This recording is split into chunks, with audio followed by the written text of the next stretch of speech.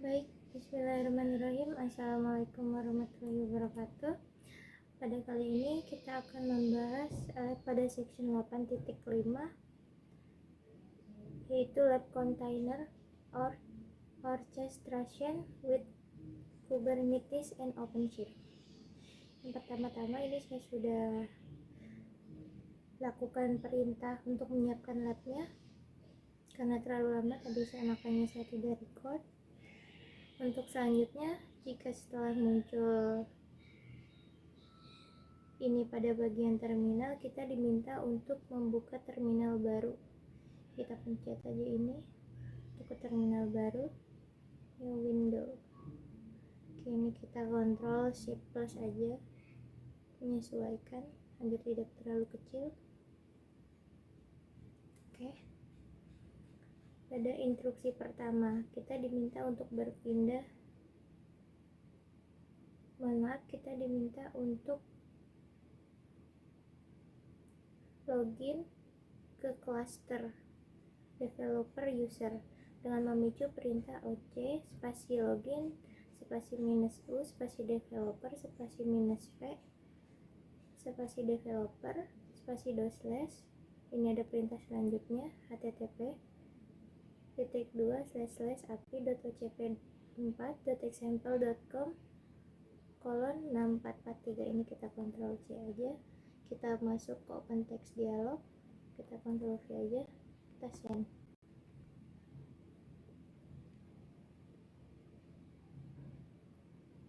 Oke, kita enter. Oke, di sini udah login successful, berarti sudah berhasil. Pada langkah 1.2 kita diminta untuk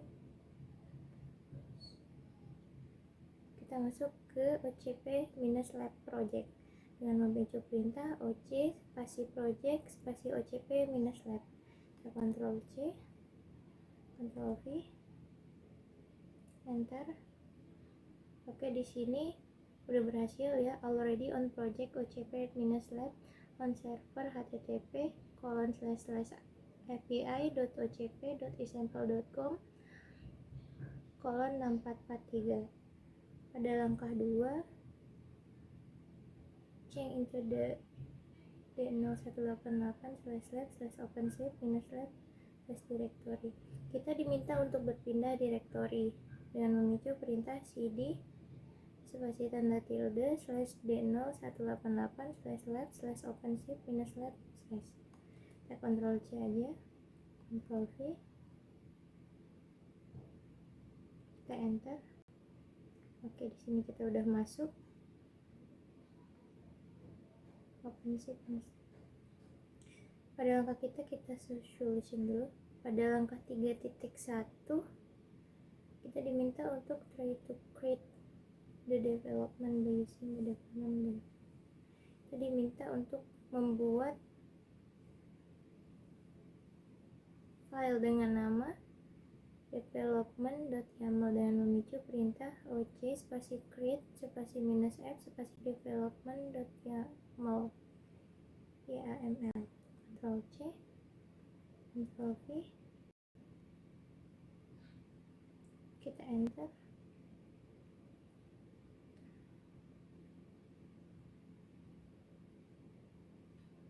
Oke, pada langkah 3.2 kita diminta untuk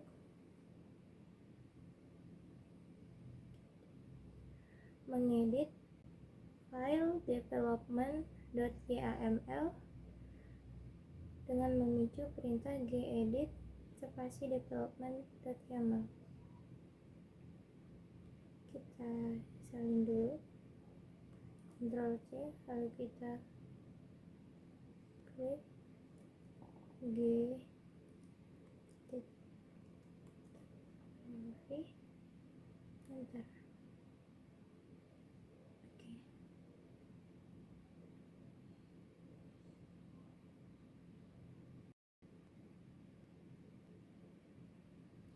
Sini kita diminta untuk mengganti file yang gagal tadi. Ini selector.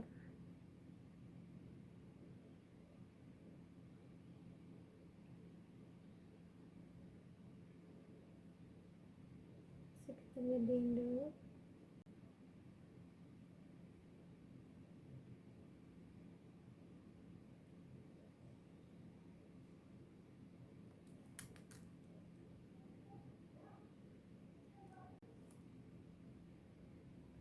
Kita diminta untuk di bagian sini. Kita lihat lagi.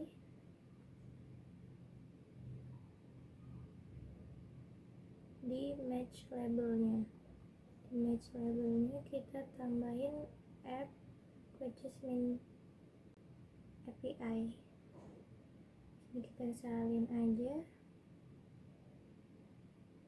Ctrl C. Kita letakkan kursor di sini, kita enter, tekan di awal baris, Ctrl V. Oke. Selanjutnya pada labelsnya juga ditambahin app queries minus API. Kita Ctrl C, kita letakkan di labels, enter.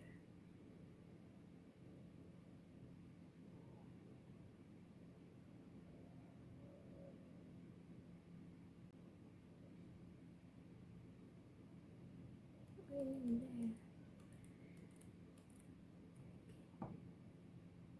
Kita besarin lagi. Berarti hapus.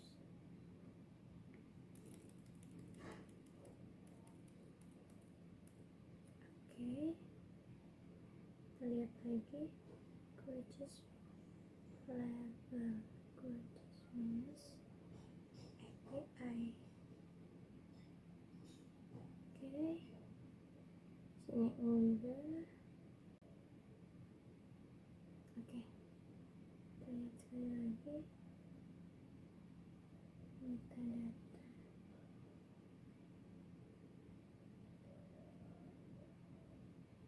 Oke. Jadi kalau sudah, kita save aja. Kita keluar. Lalu pada langkah 3.3 kita diminta untuk membuat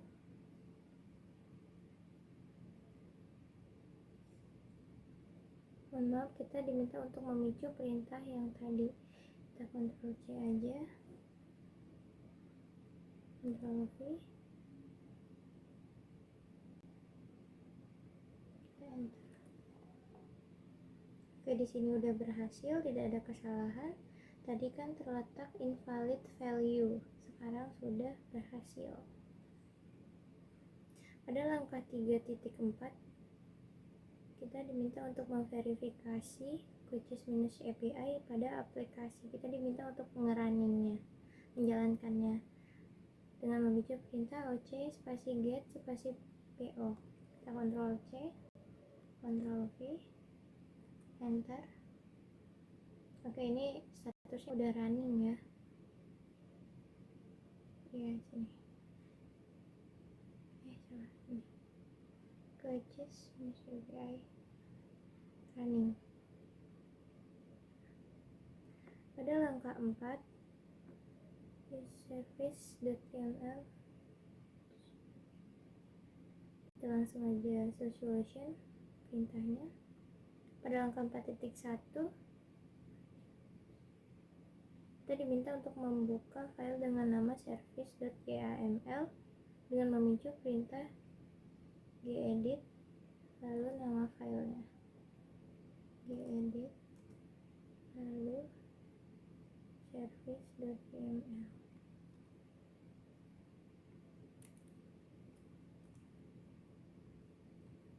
Spasinya ya, jangan lupa. Oke, enter.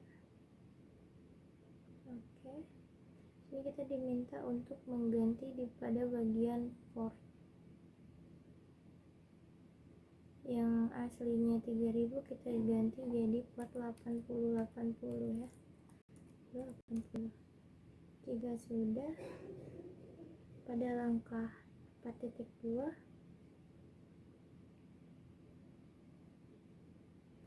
konfigurasi the service to send request to port 8080.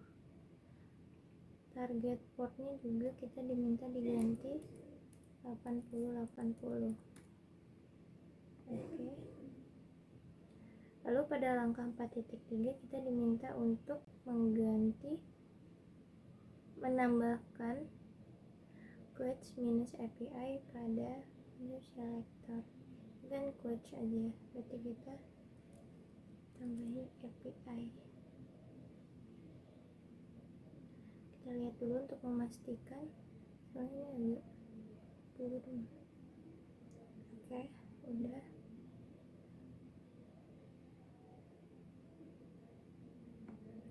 Lalu pada langkah 4.4 namanya juga diganti dengan quotes minus API.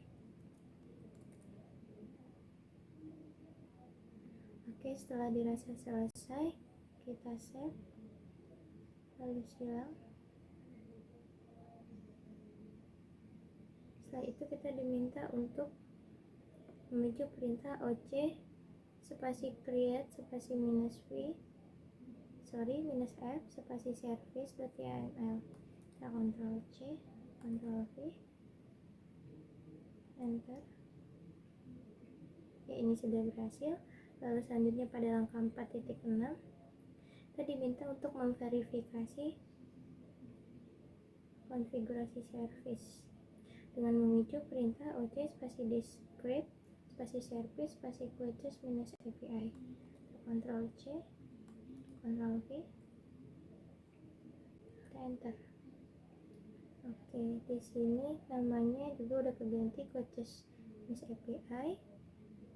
Lalu pada menu selektornya juga app sama dengan quotes minus API. Lalu pada portnya udah port 8080 dan target portnya juga udah 8080.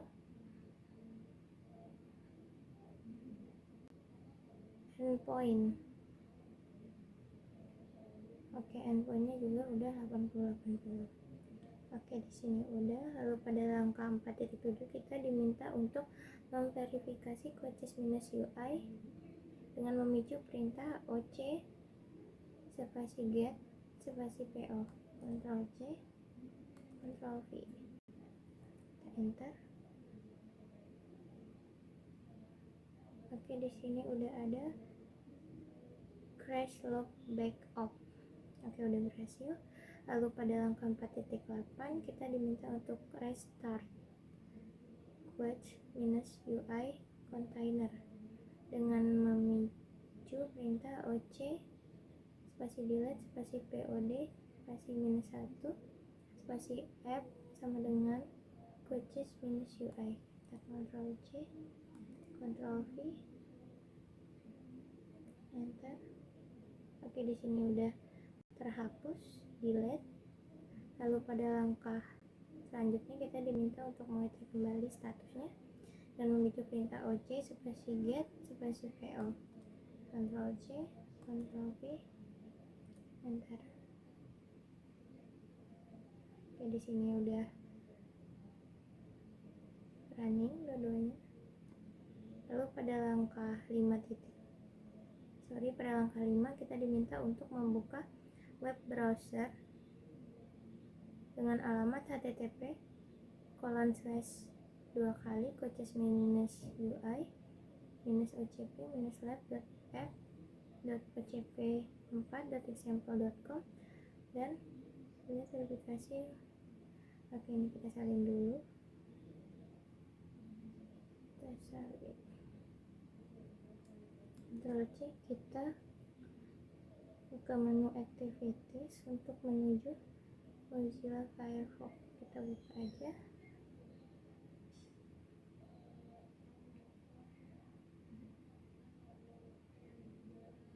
Oke, ini kita bisa baru besar aja biar kelihatan. Kita paste di sini. Ctrl V, enter. Ya, di sini udah berhasil. Kita bisa silang aja. Sebentar. Lalu selanjutnya kita bisa ngecek terminal yang sebelumnya.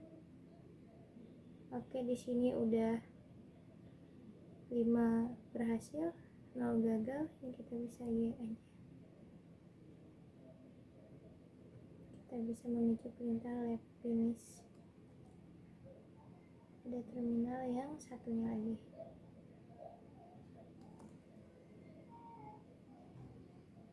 Enter.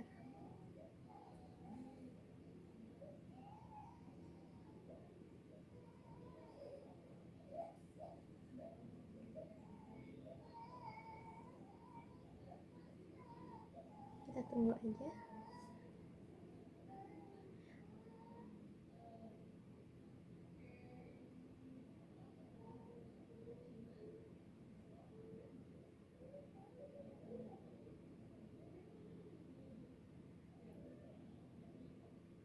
Baik, ini udah berhasil, udah selesai. Sekian dari lab kali ini. Assalamualaikum warahmatullahi wabarakatuh.